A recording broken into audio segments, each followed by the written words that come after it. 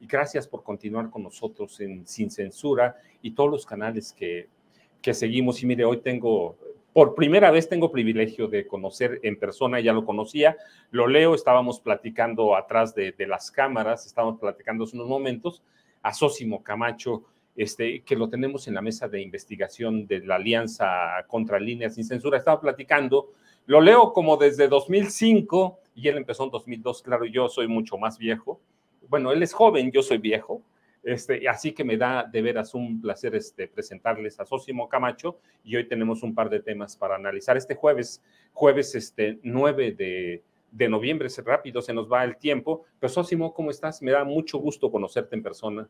Maestro Francisco Cruz, también es un gusto platicar siempre contigo. Ya, en efecto, nos habíamos podido contactar vía Zoom, etcétera, o por estas plataformas, pero hoy que también, pues ya, es en persona, la verdad es de que también lo disfruto mucho. No, hombre, muchas gracias, Zósimo. Y mire, para usted, antes con Zósimo podemos platicar 50,000 aventuras porque pues tenemos metidos en el periodismo, respiramos, comemos y soñamos, yo creo que haciendo notas, reportajes, lo que sea de información, pero hoy tenemos un tema que es bien importante. Bueno, como siempre, con Zósimo, la verdad es un reportero de investigación de siempre.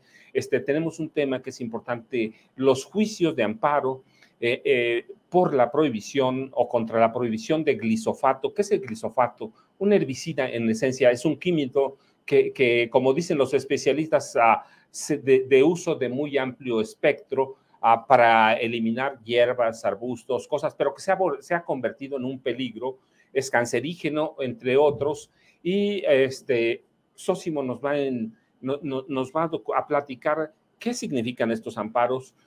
Es bueno, es malo. El glisofato se ha convertido, aunque no es de pronto como un tema muy sexy, se ha convertido en un tema peligroso para la salud humana. Así que tenemos aquí a Zósimo. Zósimo, ¿qué significan los amparos? ¿Por qué? ¿Y qué vemos para el futuro? Sí, pues hay un litigio muy intenso en estos momentos entre el Poder Ejecutivo Federal, que tiene la intención de que se sustituyan gradualmente este glifosato, que es conocido en muchas comunidades como el matatodo. El matatodo. Porque en efecto tiene esa característica de que solamente deja viva a la planta que tiene determinados agregados transgénicos. Por eso es por lo que está asociado precisamente la siembra de maíz transgénico con el glifosato. ¿Por qué? Porque generalmente mata todo, menos aquel maíz que tiene determinadas características que se le adicionaron de manera transgénica. Entonces, sí, es muy cómodo para el alto sector empresarial, agropecuario del país y de otras partes del mundo, pues utilizarlo porque sin ningún tipo de miramiento utilizan maíces transgénicos y luego de manera masiva, pues rocían la planta, todo el cultivo con este agroquímico, mata todo y solamente deja crecer a ese tipo de maíz. Entonces, pues sí, para ellos resulta muy cómodo porque no pagan en ningún otro tipo de servicio para desenhierbar, para, pues incluso generar algún tipo de abono orgánico, nada. Con el propio matatodo, que es este glifosato, pues es como entonces, así es como hacen crecer la planta, el maíz. Pero ha tenido muchas repercusiones para nuestro país. Primero porque el sembrar maíz transgénico en México sí, y además de que está prohibido, pues generaría, hay varias contaminaciones de maíz transgénico en varias partes del país. Se ha dicho que por accidente, hay quienes sospechan que es porque las propias empresas lo hacen adrede y ir imponiendo pues el cultivo de maíz transgénico en el país. ¿Qué es lo que ocurre? Que por la manera como el propio maíz se reproduce, es muy fácil estar contaminando con maíz transgénico a la propia planta. Entonces, ha ocurrido ya que por accidente, entre comillas, se ha sembrado maíz transgénico en varias partes del país y que hay que recordar que México es un centro originario del maíz. Fueron estas poblaciones de lo que hoy conocemos como territorio mexicano las que domesticaron el maíz y las que lo fueron haciendo pues la planta que hoy conocemos, que hoy tenemos, que ya se encuentra por supuesto que en África, en Asia, en varias partes del mundo, en Australia incluso, etcétera, pues el maíz ha llegado allá, ya tienen variedades de estas localidades, pero su centro de origen es lo que hoy conocemos como el territorio mexicano. Aquí es donde hay la mayor diversidad de esta misma planta y se puede cultivar entonces en la montaña, en la sierra, en la costa, etcétera. Una serie de variedades de maíz que se han ido generando y que, bueno, pues es la base alimenticia de la comida mexicana en términos generales. Pero no solamente es esto, que ya de suyo es un valor cultural y de biodiversidad muy importante, sino que además ahora lo que se está viendo con este glifosato es que en un principio se decía tiene características cancerígenas, es decir, que con otro tipo de contextos pudiera provocar cáncer en la propia población que está expuesta a este glifosato. Después ahora lo que se ha estado señalando es que no solamente es cancerígeno, sino carcinógeno, es decir, que de manera que hay una relación directa entre el desarrollo del cáncer y la exposición a este glifosato. Entonces, en este sentido, el propio gobierno de la República, desde el inicio del actual gobierno, generó una política para tratar de ir reduciendo el uso de glifosato que se usa en México, decíamos como plaguicida y como herbicida, irlo reduciendo y irlo sustituyendo poco a poco por otro tipo de herbicidas de carácter orgánico o incluso químico, pero menos tóxicos que este glifosato. Lo que ha ocurrido es que ha habido una oposición tajante, intensa, del alto sector empresarial, agroempresarial del país y también de las propias transnacionales.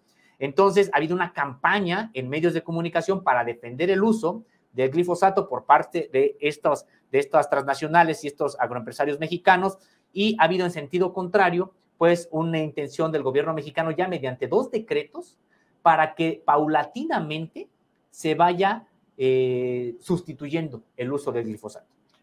Fíjese nada más, es bien importante, pero además de eso, interesante porque desde 2015, por ejemplo, la OMS documentó que el glifosato era responsable, como dices tú, directo de por lo menos cuatro clases de cáncer: páncreas, riñón, linfático, hepático, y de pronto, como aquí tú dices bien, no podemos hacer nada porque hay un grupo empresarial, además protegido o apoyado por un grupo de periodistas, de comunicadores, para mantener ese trabajo, o el maíz transgénico, y no de pronto no le importa a nadie, ¿no? Y es un tema que no sale mucho más allá de personas como tú que trabajan ese tema de tiempo.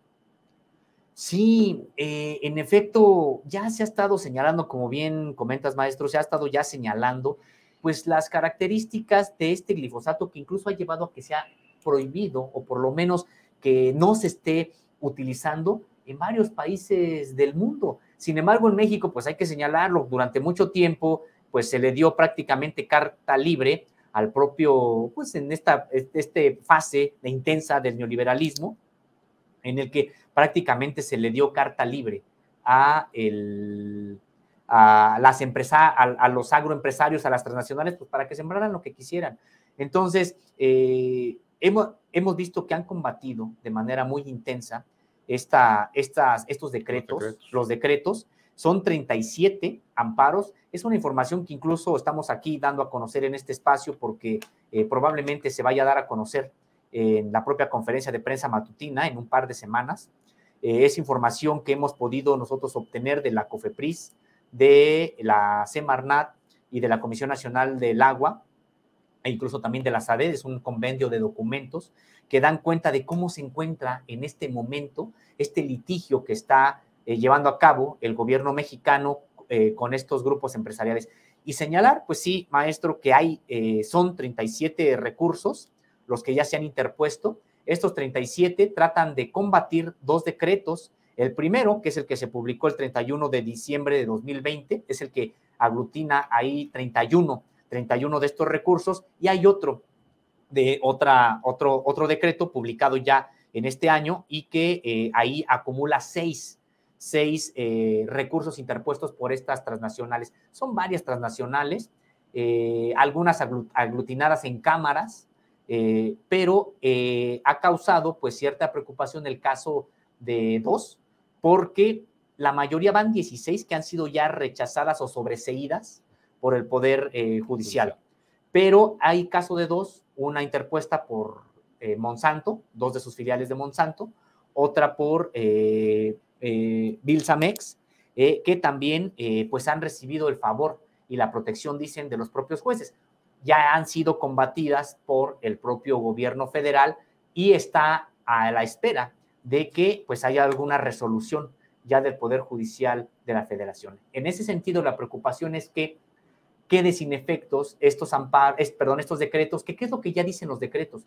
Los decretos ya involucran una serie de acciones para que no de manera tajante, es decir, ya se deje de utilizar el glifosato, pero sí para que haya entonces medidas paulatinas que lleven a que el próximo año se deje de utilizar el glifosato. Entonces, lo que se está buscando de estas empresas es atacar estos decretos porque ya pidieron estos volúmenes de importación y siguen siendo pues masivos. No están acatando lo que dicen los decretos y para eso pues tienen, me imagino que la fe en que el Poder Judicial terminará, entre comillas, dándoles la razón y entonces ellos tienen pues continuar con el negocio como siempre lo han hecho estos grupos y que de ahí la importancia de pues conocer estos 37 recursos de amparo que han interpuesto, decíamos, varias transnacionales, de manera destacada el caso de Bayer Monsanto, pero decíamos, pues no es la única. Mire usted, hay productos que de pronto no conocemos, como Faena, Cacique, que están todo el campo, Nobel, la FAM, Eurosanto, Agroma. El glifosato es de uso como diario, ¿no? Pero además a lo que voy, es que cuando pronuncias o señalas Monsanto, estamos hablando de un monstruo. No es así que digamos, es una productora agroquímica mexicana que está empezando. Estamos hablando de un monstruo empresarial, ¿no? De un conglomerado que vive de eso y que tiene miles de millones de dólares para afrontar los juicios que sean.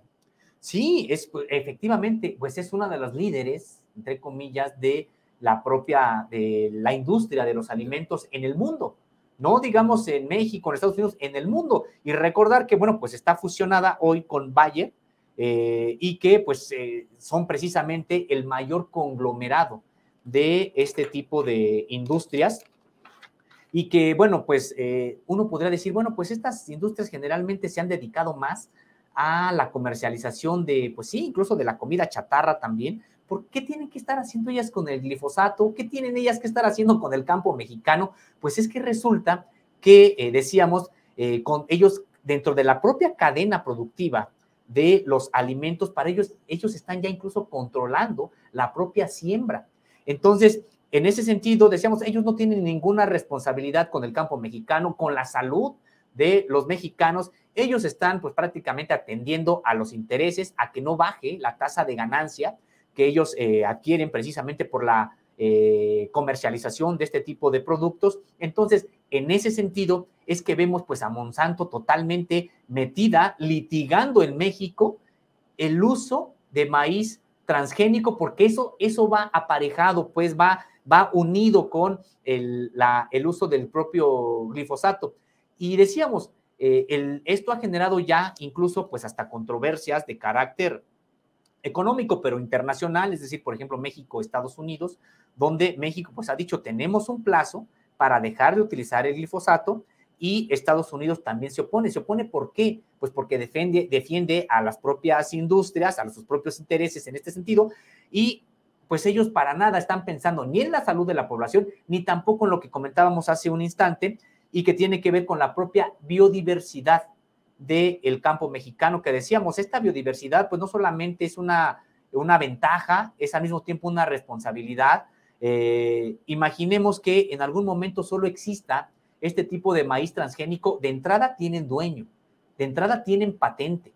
Entonces, mientras que la amplia diversidad de las semillas desarrolladas en México durante cientos de años por comunidades indígenas o incluso miles de años, comunidades indígenas, pues no solamente tienen esa diversidad para, podríamos decir, ser sembrados estos maíces, ya lo comentábamos, en la montaña, en lugares que requieren de muy poco, probablemente, trabajo de abono, pero en otros donde prácticamente en la piedra desnuda hacen crecer el propio maíz, pues son gracias a las características del propio maíz. El maíz que se siembra, por ejemplo, en la Sierra Tarahumara, el maíz que se siembra en la montaña de Guerrero, el que se siembra incluso aquí, lo que hoy conocemos como la Ciudad de México, toda esta parte del sur llena de comunidades y pueblos originarios que también tienen sus propias semillas, ya no digamos lo que ocurre en Morelos, en cualquier parte del país, pues se siembra precisamente este maíz conocido con tantos nombres como tantas lenguas indígenas hay en este país. Entonces, es una riqueza también cultural que incluso México, por un asunto de seguridad nacional, tendría que estar defendiendo. Pero además, Sósimo, de esto que dices tú, si no defendemos al maíz criollo que tenemos y todas sus variedades en un país que es el país del maíz, ¿no? Pero también sé que afecta a cultivos del glifosato, afecta también a cultivos del mismo maíz, a trigo, cebada, avena. Si el uso indiscriminado de este químico, pues puede acabar con otros cultivos que son históricos también para nosotros, ¿no? Y que tiene acceso la clase baja de este país o la clase campesina, papa, lenteja, garbanzo, porque el glifosato solo va a permitir la crianza y el cultivo del maíz transgénico, ¿no? Sí, genéticamente modificado, y bien lo comentabas, maestro, porque sí, termina primero por agredir a cualquier otro tipo de planta. Por eso le decíamos el matatodo, sea maíz, sea trigo, incluso a otros seres vivos como las abejas. Entonces, es una cadena de destrucción de la naturaleza, que viene acompañada de este tipo de agroquímico. Decíamos, es atenta contra la salud de las personas, y atenta también contra la propia vida, más allá de las personas, la vida humana, sino con todo el ciclo. Entonces, creo que es importante, pues, estar al pendiente de este litigio que está llevando a cabo el propio gobierno mexicano. Yo podría comentar de manera rápida quiénes son los que están litigando en contra de la prohibición de este glifosato, que decíamos ni siquiera es tajante, es estar buscándole una sustitución paulatina, pues ni eso quieren. ¿Quiénes son? Está la comercializadora mayorista del Golfo, el Gibel, esta empresa tan muy importante allá en Yucatán, en toda la península, el Tentemoso, que es del mismo grupo, Proteínas y Oleicos, SADCB, Belcimex, esta que recibió ya un amparo en su favor y que está siendo atacado, Agricultores y Ganaderos de Querétaro, promotora de productos y mercados mexicanos, Agricultura Nacional, SADCB, Consejo de Desarrollo Agropecuario y Agroindustrial de Jalisco, Molinos Peninsulares, Grupo Porcícola Mexicano, Comité Estatal Sistema Producto Trigo Nuevo León, Cámara Nacional del Maíz Industrializado, Consejo Nacional Agropecuario, Caimanes Loma Larga, Comercializadora Agrorama, Unificación Nacional Porcina, GIF Agro, Monsanto Comercial, Forrajera El Ranchito, Unión Nacional de Avicultores, Agroindustrial de Laurel, también está Agromaiza, Polaquimia, Olsin, Protección de Cultivos, Ciencia y Tecnología, Consejo Estatal Agroalimentario de Guanajuato, Almidones Mexicanos, la Asociación Mexicana de Productores de Carne y también otra vez Belcimex, entre otras. Son, cuando hablamos del Consejo Nacional Agropecuario, pues decimos solamente Consejo Nacional Agropecuario, pero aquí detrás están muchas otras, como incluso de carácter transnacional, como la propia Kellogg's. Entonces, pues sí, son estos grandes agroempresarios los que se están oponiendo a esta política del Estado mexicano que pues tiene bases de carácter científico para oponerse al propio uso del glifosato, y es que habría que señalarlo, muchas de estas empresas con matriz en Europa, pues ni siquiera allá utilizan el glifosato. ¿Por qué tenemos que estarlo utilizando nosotros aquí? Sí, y mira, cuando hablamos de eso, decías, de pronto como que se nos hacen ajenas, ¿no? No hablamos del tema porque se nos hacen ajenas esas empresas que dicen, pero en el campo se usa mucho, hay documentación, ¿va? De que el mercado de agroquímicos en México llega a casi 20,000 millones de pesos por año, ¿no? Y de que el uso, el plaguicida es el insumo de mayor valor en la producción agropecuaria, así que no podemos dejarlo de lado, ¿no? Claro, no. Y de hecho, ¿qué es lo que se ha estado proponiendo del lado mexicano? No es de que no uses ningún plaguicida, pues entendemos que se tiene que utilizar. El asunto es qué tipo de plaguicida utilizas. Y no podemos superponer o sobreponer el interés comercial de determinadas empresas sobre la salud de toda una población. ¿Quién en México no consume maíz de entrada? Y también habría que señalar algo. El maíz que mayormente se está produciendo, pues es maíz de este tipo, porque durante mucho tiempo se abandonó el campo mexicano, apenas empieza a recuperarse, en cierta medida, creo que de manera con muchas dificultades y luego incluso después de la propia pandemia, etcétera, empieza a recuperarse el campo mexicano, aquel de las comunidades indígenas, de las comunidades mestizas campesinas, que, bueno, pues durante mucho tiempo fueron estas comunidades las que alimentaron a la totalidad de la población mexicana y que incluso alcanzaba para exportar. Recordar que México era autosuficiente en materia de maíz durante mucho tiempo y que no solamente había esa autosuficiencia, sino que además alcanzaba para exportar maíz. ¿Qué ocurrió con este periodo neoliberal? De entrada a México, pues el campo se depauperó más y lo que ocurrió fue que México dejó de ser autosuficiente del maíz y empezó a depender del maíz que se produce en Estados Unidos o incluso en otras latitudes como algunos países incluso de América del Sur.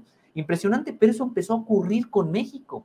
Entonces, dependemos todavía mucho de este maíz que se produce a gran escala, que utiliza este tipo de agroquímicos y dejamos de producir el maíz de las comunidades indígenas, el de las comunidades campesinas, mestizas, que además pues está libre en términos generales, porque también ya se utiliza, pero en términos generales está libre de este tipo de agroquímicos. Entonces, el proyecto, son dos proyectos que se ven en el campo, pues aquí sí contrapuestos, porque el proyecto que se está viendo de tratar de impulsar mediante las comunidades campesinas, el que regresen a producir las propias tierras con este tipo de plaguicidas orgánicos, con incluso la posibilidad de que se utilicen químicos, pero no tan agresivos como el glifosato, pues frente a este otro proyecto, el que tiene que ver con estos grandes empresarios del agro en México, y decíamos transnacionales, que ellos, bueno, pues ellos siembran hectáreas, miles incluso de hectáreas,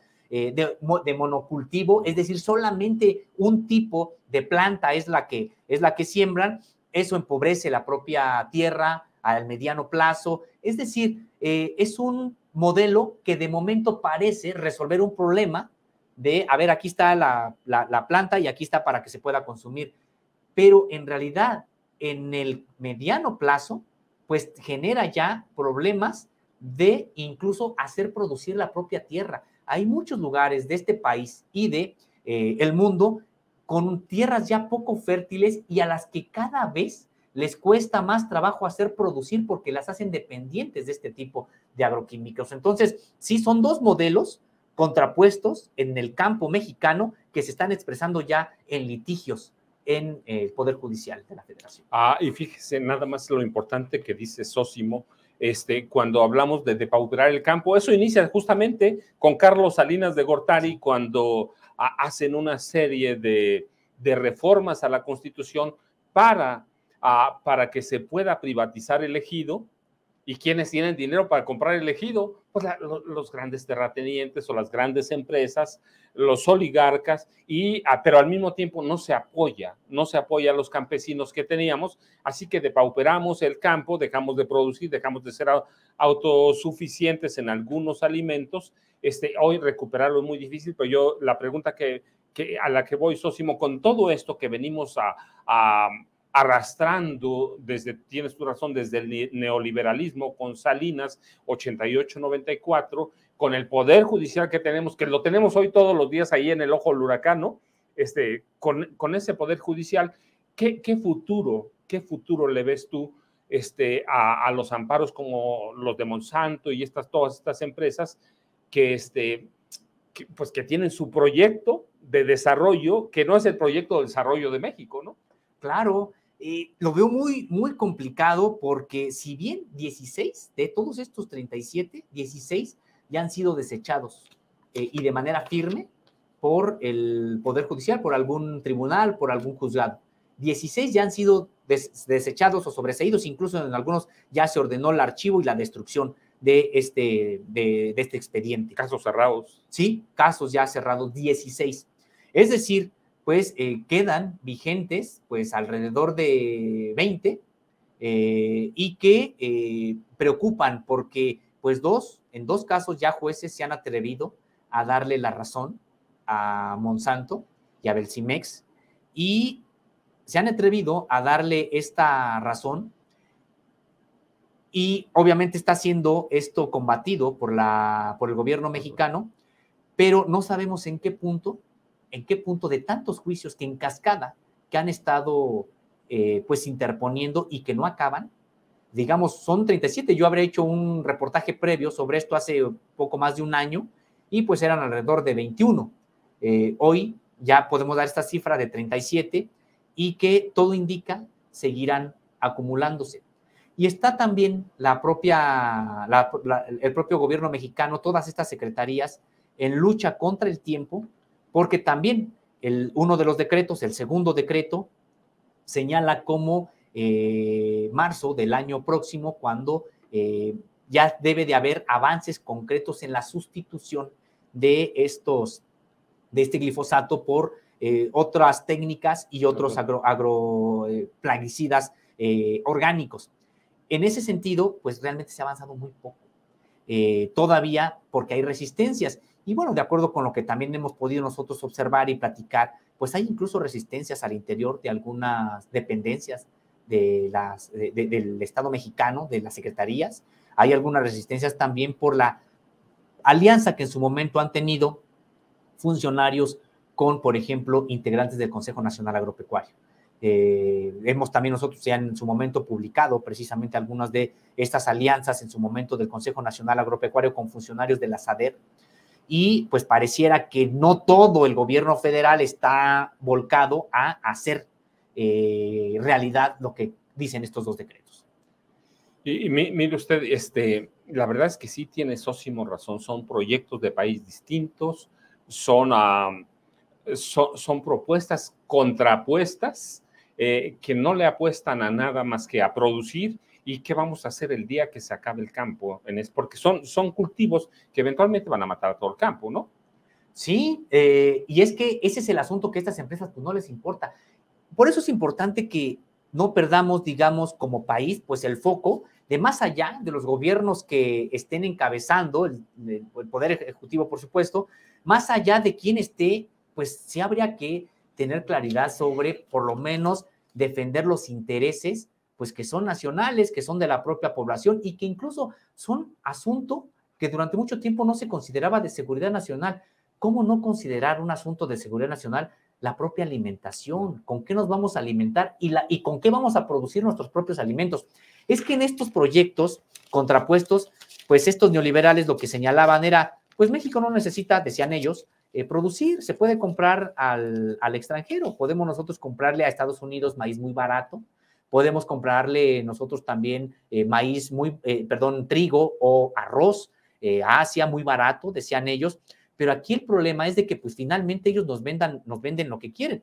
Estados Unidos tiene hoy este litigio que se relaciona con eso también el glifosato, porque Estados Unidos ha empezado a llamar a paneles en el marco del tratado, de Tratado de Libre Comercio, y está totalmente relacionado, porque Estados Unidos dice que no hay ningún problema en que se siga utilizando el glifosato y por lo tanto el maíz transgénico. Pero es que, ojo, Estados Unidos, en términos generales, su sociedad no consume maíz. Todo el maíz que ellos producen es maíz forrajero. Entonces, en ese sentido, quieren que nosotros también les compremos ese maíz, incluso hasta para consumo humano. Cuando decíamos, pues México no tendría esta necesidad, si nosotros hacemos producir el campo, reactivamos el campo mexicano, pues estaremos teniendo la posibilidad de consumir, uno, lo que el país produce, generar otra economía interna y también tener acceso a alimentos sanos que no dañen en el mediano o incluso en el corto plazo, pues con algo tan severo, tan grave como es el cáncer. Me parece que tan solo con la mera sospecha científica, pero sospecha, que hubiera de que estamos consumiendo algo que a la propia población le puede producir cáncer, pues sin más ni más se suspende, hasta que no hubiera entonces algún tipo de estudios que lo confirmaran o lo rechazaran. Pero aquí el asunto es de que es al revés, durante mucho tiempo se asumió al revés, sigamos sembrando y después vemos si es que sí o no causaban cáncer. Creo que de entrada hay evidencias científicas claras, sólidas, de que hay una relación entre la exposición y el consumo de glifosato con el desarrollo de esta enfermedad, es decir, del cáncer. Si hay esta evidencia que han considerado ya científicos de manera sólida, lo que se tendría que hacer es suspendemos el uso del glifosato, hacemos los estudios correspondientes y finalmente, pues vemos, hay una determinación. Y aquí se está haciendo al revés. ¿Qué acaso no es jugar con la propia salud, pues de cuántos millones de personas son los que consumen maíz? Todos prácticamente, sí. ¿No, Sósimo? Somos el país del maíz, por favor, pero además, mira, algo bien importante que dices, antes de que cambiemos de tema, porque sí, los neoliberales querían que consumiéramos otras cosas de otros países, todo, pero tampoco nos hicieron un país industrial.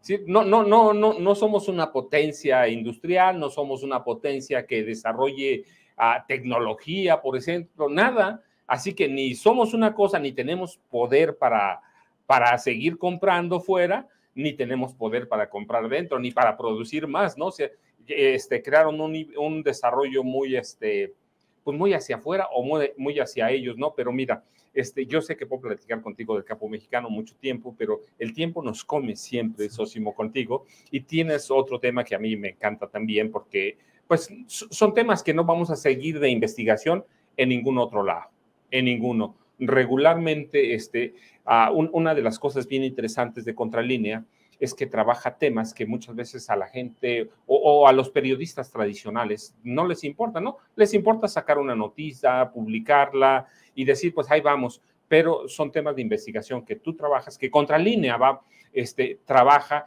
y en este caso tenemos las medidas de la Comisión Interamericana de Derechos Humanos a medidas cautelares para proteger a familias triquis desplazadas por la violencia generada por grupos paramilitares en algunos estados, pero en este especial de familias triquis en Oaxaca que han sido masacradas literalmente, ¿no? Por los grupos paramilitares. Hay informes de que por lo menos 400 triquis han sido asesinados en un número de años, y que esos grupos armados fueron protegidos y alentados por gobiernos históricos del PRI, del PAN, y uno dice del PRI, pues ya se fueron. No, hasta hace muy poco el PRI gobernaba Oaxaca, ¿sí? Entonces, ¿qué pasa con esas medidas cautelares para favorecer, para proteger a la comunidad triqui? Que no es hablar de nada, es una comunidad bastante numerosa y que la tenemos presente en Oaxaca y luego dispersa en algunos estados, Sósimo. Sí, de hecho, el nivel de violencia que ha habido en esta región ha hecho que se hable de una diáspora triqui. Hay triquis en la Ciudad de México, en la ciudad de Oaxaca, hay triquis en el norte de esta república, sí, claro. Es Baja California, hay triquis en Nueva York, comunidades muy amplias, sí, claro, de triquis que han salido también por asuntos de pobreza en su momento, pero sobre todo de violencia. Comentarte, maestro, que nuestro primer contacto precisamente con toda esta situación de la cultura triqui, una cultura, una nación que se asume una nación, sí, vigorosa, con una cultura muy, muy intensa, su lengua viva, su cultura, sus tradiciones, muy, muy, muy vivas en la región. El primer contacto que tuvimos pues fue pues un hecho que desafortunado, una emboscada a dos compañeros de Contralínea que ocurrió allá por 2010, y que vino precisamente a meternos de lleno a contralínea lo que estaba ocurriendo. Dos compañeros que habían ido a cubrir precisamente hechos de violencia contra otros comunicadores. Ellos pues terminan también como comunicadores siendo emboscados junto con toda una caravana humanitaria que se encontraba allá en San Juan, trataba de ingresar a San Juan Copala, y que, bueno, pues ahí perdió la vida Giri Yacola y Betty Cariño, sí, claro. Dos defensores de derechos humanos. En esa misma caravana iban compañeros nuestros, que uno herido de bala, David Cilia, la otra compañera reportera, Erika Ramírez. Los dos tuvieron que, huir con rumbo a las montañas, ahí Triquis, porque estaban siendo perseguidos por este grupo paramilitar. Así fue como Contralínea entró prácticamente de lleno a lo que estaba ocurriendo en esta comunidad Triqui, y en su momento, pues, ¿qué fue lo que nos encontramos? Nos encontramos en ese momento con una comunidad, una serie de esfuerzos para reclamar autonomía al propio Estado mexicano y reclamar que ellos pudieran gobernarse a sí mismos. Ya habían creado varias instituciones y entonces pues hay una acción de contrainsurgencia, que eso fue lo que ocurrió muy intensa en esta región, con grupos paramilitares que aparecieron para pues acabar con esa idea de autonomía en la región Triqui, la Baja Triqui, particularmente la que tiene como centro ceremonial Ochumá, que le dicen ellos su capital política, San Juan Copala. Entonces, en ese sentido, así fue como ingresamos y empezamos a ver una serie pues de emboscadas, de asesinatos políticos, claro, de asesinatos de líderes. En el caso de Timoteo Alejandro, un líder con mucha autoridad moral entre los propios triques, ejecutado ahí en su propia casa por personas que se hicieron pasar por vendedores de abarrotes, situaciones muy, muy complicadas, y que pues ha venido a generar una serie de desplazados. Los últimos, porque no podemos hablar que sean todos, los últimos desplazados de comunidades ahí en San Juan Copala son los de Tierra Blanca Copala. Fueron desplazados y en ese sentido ya se han emitido dos instrumentos. Una recomendación de la Comisión Nacional de los Derechos Humanos, donde exhorta al Estado mexicano a que garantice el regreso de estas 144 familias desplazadas de Tierra Blanca Copala. Sin embargo, pues ya sabemos que las recomendaciones no son vinculantes, y aunque ha habido esfuerzos del gobierno mexicano de llamar a diálogo, de que haya mesas de negociación, etcétera, pues por una o por otra cosa siempre se caen y no avanzan. Después, otro instrumento, un amparo que se concedió a estas familias para que otra vez el Estado mexicano garantice el regreso seguro de estas familias, y que tampoco se ha cumplido. Pues ahora viene ya a sumarse este tercer instrumento, que es de carácter internacional, porque son medidas ya dictadas por la Comisión Interamericana de Derechos Humanos y que van en el mismo sentido. El Estado mexicano tiene que garantizar el retorno de estas 144 familias y también tiene que garantizar la seguridad, es decir, que este grupo armado que las desplazó, pues sea, no lo dice cómo, pero todo indica o ser desarmado o que se le obliga a salir de la propia región, pero se trata de un asunto que ya ha adquirido carácter internacional, que es el conflicto Triqui. Sí, fíjate, ahora que mencionas a Betty Cariño, en realidad es la cacería de Betty Cariño, ¿no? La fueron a cazar y no, mire, la comunidad Triqui no es cualquier cosa, ninguna comunidad, pero la Triqui, 18,000 en Oaxaca todavía viven, a 15,000 en la región Triqui, y luego se dispersan, tienes tu razón, Baja California, Ciudad de México, el Estado de México, Estados Unidos, sí, han sido obligados a huir o han sido asesinados en su tierra, ¿cierto? Sí, así es, se trata de, a veces, de este tipo de conflictos que no se les da mucha difusión, maestro Francisco, y a veces por un asunto incluso de racismo. Porque no vende, ¿no? Por eso somos clasistas, somos racistas, y olvidamos que en este país hay grupos en Oaxaca, ¿no? Afromexicanos, de amuzgos, chatinos, chinantecos, y no le damos atención. Por eso yo decía, me gusta platicar con Sosimo por muchas cosas, pero esos temas no los toca nadie de investigación, ¿no, Sosimo? Sí, nadie los toca. Y cuántas masacres vimos entre la comunidad triqui y prácticamente no se suscita la atención de los medios de comunicación. Y vemos las diferencias. Por ejemplo, ocurre esta masacre muy lamentable que por supuesto condenamos y reprobamos y nos duele, ocurrida, por ejemplo, contra esta comunidad donde se encuentra la familia Levarón.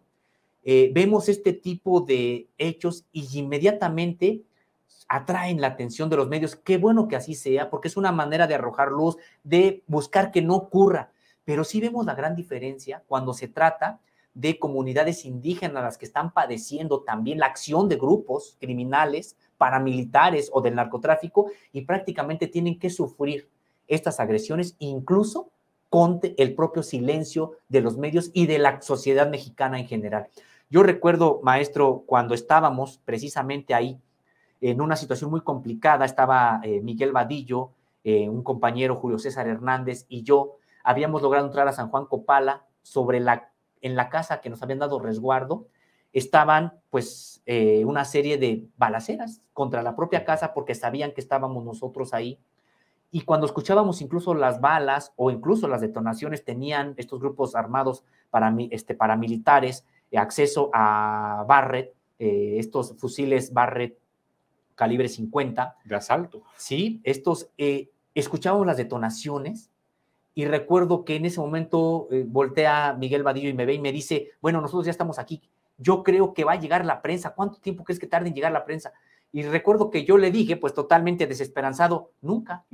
La prensa no va a llegar, estamos nosotros aquí y ojalá tengamos la oportunidad de salir y de decir a la sociedad mexicana lo que está pasando aquí, pero no creo que venga la prensa. Y en efecto, no ocurrió la prensa. De hecho, la prensa llega a raíz del asesinato de Betty Cariño, de sí, Giri Yacola, sí. Y de que nuestros compañeros, Erika Ramírez y David Cilia, se encontraban perdidos y había sido un escándalo decir, hay dos periodistas que no aparecen y que se encontraban en una caravana que fue emboscada y pues son periodistas desaparecidos. Eso fue lo que incluso llamó la atención de algunos medios de comunicación, también internacionales. En cuanto nuestros compañeros aparecieron, se perdió todo. Se perdieron, ya no regresaron, ya nadie tomó el asunto de lo que ocurría en la comunidad triqui. Y señalar algo, esa comunidad triqui de San Juan Copala estaba resistiendo, terminaría siendo ocupada en 2014 por ese grupo paramilitar que hasta la fecha tiene el control de San Juan Copala, y ahora hemos visto que se expande a otras comunidades como Tierra Blanca y provoca entonces el desplazamiento de estas 144 familias. Entonces, es un tema sí muy complejo, y esto sin condenar a los integrantes de las tres organizaciones que están ahí de manera muy sólida, muy importante. Una es el Movimiento de Unificación y Lucha Triqui Independiente, que es al que se han acogido estas familias desplazadas. Está el Movimiento de Unificación y Lucha Triqui y está la Unidad de Bienestar Social de la Región Triqui, la UBISOR. Estos tres grupos, pues la verdad es que nosotros no condenamos a ninguna de las tres en sus bases. Consideramos que hay triquis en las tres organizaciones que están por la paz, que están por el resurgimiento de su cultura en unidad. No condenamos a ninguna base, pero sí sabemos que los liderazgos, pues en algunos liderazgos de estas organizaciones, pues sí están generando este tipo de violencia, o por lo menos son permisivas para la generación de este tipo de emboscadas, de este tipo de grupos armados. Entonces, sí, o sea, consideramos que hay que sacar las manos fuera, me refiero, de grupos de interés, de grupos empresariales, de grupos mineros, de grupos políticos, que sean los propios triquis los que con diálogo yo creo que pueden llegar a un acuerdo y llevar la paz tan anhelada por décadas en esta región. Sí, y mire, es bien importante, pero además, sí, es más, yo digo, es más sexy ir a reportear a Chihuahua, en una comunidad que tiene presencia incluso en Estados Unidos, así que eso pues le va a garantizar notas de 8 en ocasiones, y eso es como muy sexy informativamente hablando, pero no alivia nada porque tenemos en México comunidades a donde viven los triquis, ¿sí? En las sierras más oriental y en la confluencia, ¿no? Y occidental, sí. Así que no tenemos acceso por un lado, pero tampoco por esto, ¿no? Porque no nos hemos preocupado como periodistas y muchos políticos tampoco, por ir a conocer esa zona, ¿cierto? Así es, y es que son zonas, pues, en el caso, por ejemplo, de los triquis, los propios triquis no tenían este problema, por lo menos cuando fuimos nosotros del narcotráfico. El problema era de estos grupos paramilitares de carácter político, para tratar de deshacer esta organización ahí de los triquis, pero ¿con qué nos encontramos? Con la imposibilidad de comunicar en dónde incluso estábamos. Porque todas estas comunidades, aunque sean habitadas por miles de personas, por cientos de comunidades, no tienen caminos, si no son terregosos, es decir, de terracería, de muy difícil acceso, caminos con puentes que se cortan cada temporada de lluvias, no hay acceso de luz eléctrica, no hay tampoco, por supuesto, pues la posibilidad de comunicarse por vía telefónica, no hay servicio de datos, es decir, son comunidades además que sí, tienen esas dificultades, decíamos, pues por años de abandono y que no, en efecto, no las volteamos a ver ni como medios de comunicación, ni luego como sociedad en general, a pesar de, pues que significan o son parte de esta gran comunidad nacional tan diversa, tan rica en materia cultural, lingüística, musical, etcétera. Entonces, pues generalmente no volteamos a ver por eso, en términos generales como sociedad, porque son indígenas. Ya decíamos, pues es más fácilmente voltear a ver a lo que ocurre con determinadas comunidades, algunas en el norte del país, pero incluso no todas las del norte. No se voltea a ver a los tarahumaras, por ejemplo, que estén en el norte. Sí. No se voltea a ver a los yoremes, mayos, que están en Sonora y en Sinaloa. Ahora, por esta intención del propio gobierno federal, se está volteando a ver a los yoemes yaquis allá en Sonora también, pero ¿cuántas otras quedan invisibilizadas y tienen estos conflictos? Oaxaca, Chiapas, así Guerrero. Sí. Pero además, mira, yo quería hacerte otra pregunta, porque en ese contexto ha habido mesas de negociaciones, sí, pero nunca se avanza, ¿cierto? De hecho, hace meses que están detenidas, están paradas.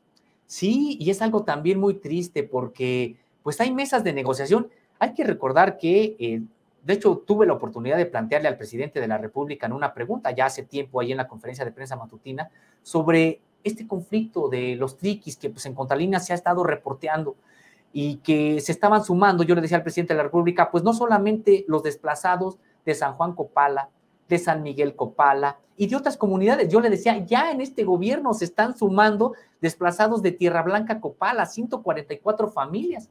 El presidente de la República dijo que se harían esas mesas de negociación y dijo que es un conflicto muy añejo, muy complejo, y dijo, pero si es que se logran en las mesas de negociación llegar a un acuerdo, yo invito que los triquis firmen el acuerdo de paz en Palacio Nacional, que se haga aquí en Palacio Nacional, que vengan los representantes de las organizaciones, de las comunidades, y aquí en Palacio Nacional, porque sería histórico, la región triqui firma en sus diversas expresiones el acuerdo de paz.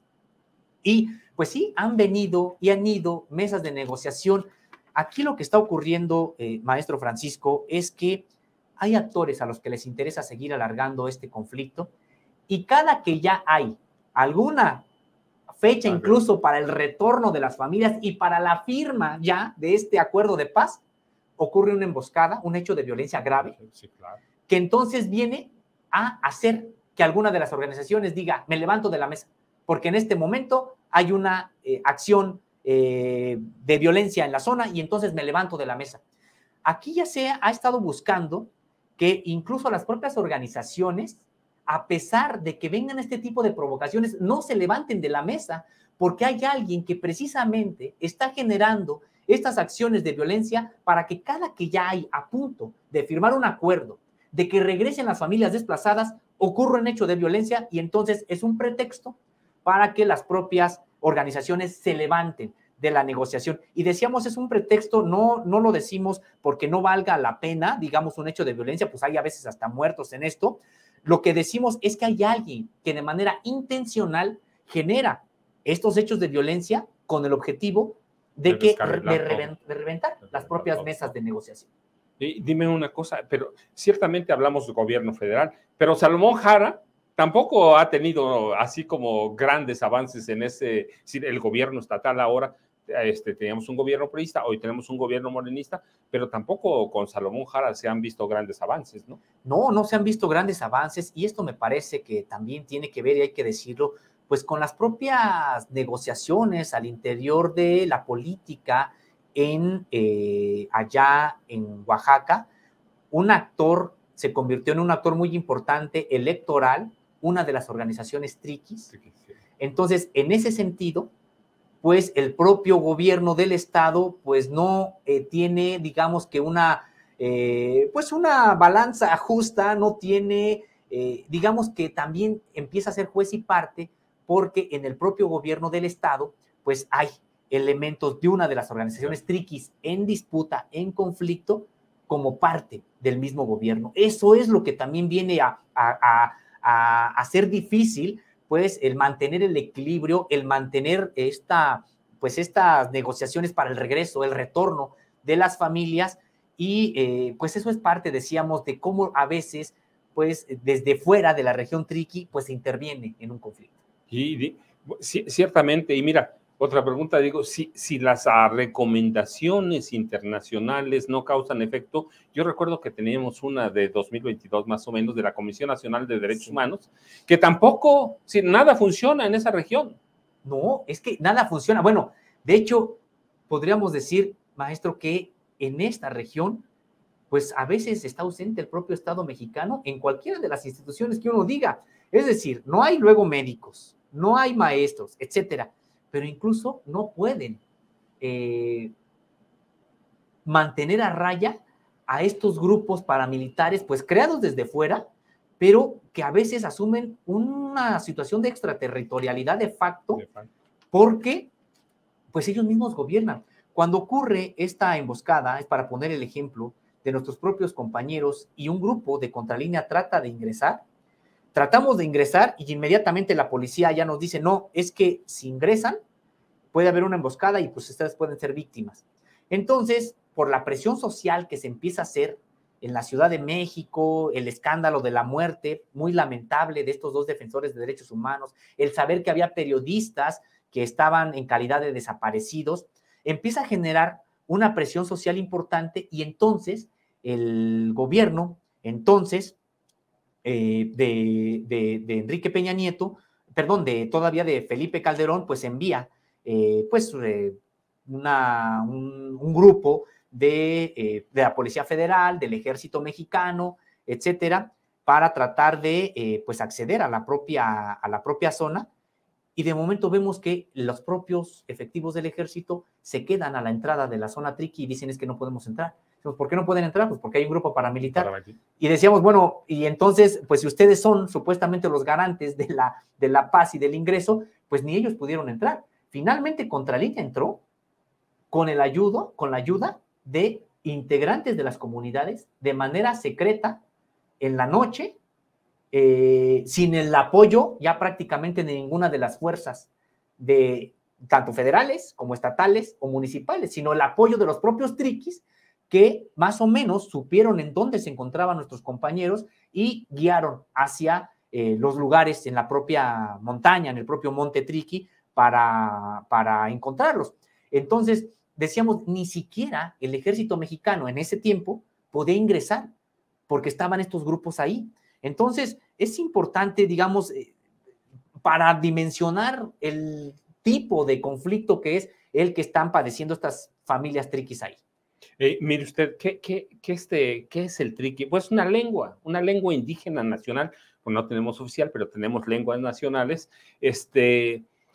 con por lo menos 4 variantes, pero para que vayamos conociendo, no solo es de darle datos de los triquis, no, son una comunidad, ya decíamos, a cerca de 30,000 habitantes, pero con todo lo que nos cuenta Zósimo, si no hay garantías para los desplazados, Zósimo, tampoco hay protección para las víctimas que están allí, ¿no? Es que es el gran problema, no están ahí. ¿Cómo dicen? En estas mesas de negociación se llegó a plantear, pues que regresen las familias. Está bien que regresen las familias. Bueno, ¿cómo van a regresar las familias si el grupo sigue? Si el grupo que las desplazó y que las amenazó por no pertenecer a una organización, ahí sigue. Están prácticamente diciéndoles, pues ya sométanse a esa organización, sean parte de esa organización y ya no les van a hacer nada. Y también habría que ver el grupo paramilitar. Entonces, el asunto aquí es de que sí, es de fondo, bien comentas, maestro, esta región Triqui tiene 3 grandes centros ceremoniales y de ellos los históricos son 2, es el San Juan Copala, que es de la Triqui Baja, y que ellos mismos tienen una identidad lingüística unitaria. El otro son los de tienes como Chumá o como capital, digamos, en la Triqui Alta, San Andrés Chicahuastla. Esos son otros, y los otros son los de Martín y Tunyoso, que también tienen sus variantes, y los podemos ver incluso diferenciar ya después cuando uno está en esa región. Yo estuve en la región Triqui después de la emboscada a los compañeros, pues haciendo el trabajo de reportaje, o iba y venía, etcétera, pues estuve meses. Entonces tuve la oportunidad de incluso distinguir los propios huipiles, que uno puede ver los rojos de San Juan Copala, los rojo con blanco de San Andrés Chicahuastla, y los blanco con morado de Itunyoso, San Martín Itunyoso.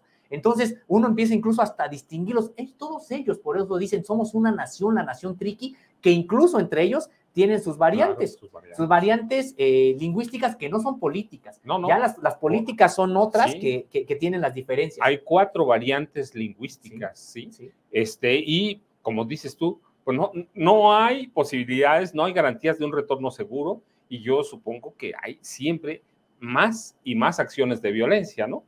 Sí, se han ido incrementando de manera desafortunada. Decíamos, la violencia ahí está ya desde hace tiempo, y a veces queda como que latente y disminuye, pero a veces vienen unos periodos de enfrentamientos armados, que esos son, o sea, lo impactante es de que cuando estábamos ahí en San Juan Copala, pues uno veía las propias imágenes de las casas, del Palacio Municipal, totalmente rafagueado, pero hasta casi deshacerlo, las paredes escarapeladas, etcétera, por acción de los propios enfrentamientos armados. Las emboscadas también a los vehículos, pues carreteras pequeñas que no son seguras de transitar, porque no sabes si en algún momento el automóvil en el que más va a ser emboscado. Lo que le pasó a Betty Cariño y esa caravana, ¿no? Esa caravana. Ya los estaban cazando. Y después ocurrieron otras. Y otras, sí, claro. Y después ocurrieron otras. Entonces, sí, situaciones muy, muy complicadas. Ahora, dices, hay medidas cautelares. Qué bueno que las haya, porque el Estado mexicano va a tener que atenderlas. Y esto es un asunto ya incluso de carácter internacional, porque hay una determinación, y el Estado mexicano, me imagino que entonces lo que hará será llamar de nueva cuenta a mesas de diálogo. Pues ojalá que ahora pues priven, que vayan estas mesas hasta las últimas consecuencias, y que priven el derecho de estas familias vulnerables al retorno, y también pues el desarme de este tipo de grupos que no puede ser que sigan existiendo, gobernando de facto amplias regiones del propio país. Sósimo, ¿algo que se me haya quedado en la mesa? Pues no, maestro, la verdad es de que están ya estas medidas cautelares. Vamos a ver cómo las recibe el gobierno mexicano, que además es un momento delicado, porque en el caso de Alejandro Encinas, ya no es el subsecretario de Gobernación para atender este tipo de cosas. Alejandro Encinas conocía de este asunto, estuvo en la región, lo encontramos allí alguna vez, precisamente en estas labores de reportajes que estábamos haciendo. Él, junto con un grupo de legisladores, y trató también en una caravana de ingresar, no se los permitieron, pero digamos, él conocía a los actores, a estas 3 organizaciones las conocía, y dialogaba con ellas. Alejandro Encinas. Hoy está el licenciado Medina, se me olvida ahorita el nombre, quedó en lugar de Alejandro Encinas, que no ha tenido algún tipo de antecedente de tratar este tipo de asuntos. Vamos a ver, le tocará, me imagino, a él convocar a estas mesas de diálogo, pero bueno, ahí está. Hay un instrumento ahora de carácter internacional emitido por la Comisión Interamericana de Derechos Humanos, que tendrá que obligar al Estado mexicano a retomar este asunto, y dicen las propias medidas, a garantizar el retorno seguro de estas 144 familias que fueron desplazadas. Sósimo, sé que podemos seguir platicando, pero ya se nos acabó el tiempo. ¿A dónde te buscamos? ¿A dónde buscamos Contralínea? Y esto es lo que publica Contralínea. Por favor, sigan a Contralínea. Esto es lo que publica, donde te buscamos. Yo siempre, ya sabes, agradecidísimo de platicar contigo, pero ya nos comió el tiempo. Maestro, pues siempre es un placer platicar contigo. Muchas gracias también por tu generosidad. Y pues sí, a mí me encuentran en Twitter como @Sosimo_Contra, en Facebook como Sosimo Camacho, Y en Contralínea, por supuesto, ahí nos encuentran en Facebook, Twitter, Instagram y TikTok como Contralínea, también en YouTube, y estamos como Contralínea Audio en Apple Podcast, Spotify y también en iVoox. Nuestra página es www.contralinea.com.mx. Tenemos un noticiero de lunes a viernes en punto de las 10 de la mañana por estas plataformas, de 10 a 12, de lunes a viernes. Tenemos una mesa de análisis, contradebate, lunes, miércoles y viernes en punto de la 1, es de 1 a 2, y también les invitamos a que estén aquí con nosotros en esta alianza informativa Contralínea Sin Censura, que estamos de lunes a viernes en punto de las 8 de la noche, desde las instalaciones y a través de las plataformas de nuestros compañeros de Sin Censura. Y usted, yo le agradezco infinitamente a Zósimo, ya lo sabe, siempre es un placer platicar con él. Usted, por favor, no se nos vaya, tenemos todavía, bueno, este es el espacio, recuerde, de Vicente Serrano, que no esté, no porque no esté, la verdad es porque me daba oportunidad de platicar con todo el mundo, de aprender de personas como Zósimo, de periodistas o políticos que pasan por aquí, que le enseñan a uno. Y no se vaya, por favor, porque tenemos una entrevista con la diputada Brenda Espinosa López sobre todo lo que pasó ayer en la Cámara de Diputados en el marco de la aprobación, ya está aprobado, de la aprobación, discusión y aprobación del presupuesto de la Federación para 2024. Ya sabes que se armó un sainete ahí, 50 horas de discusión, más o menos, poco más de 50 horas, así que no se vaya, por favor, quédese con nosotros un rato más. Muchas gracias.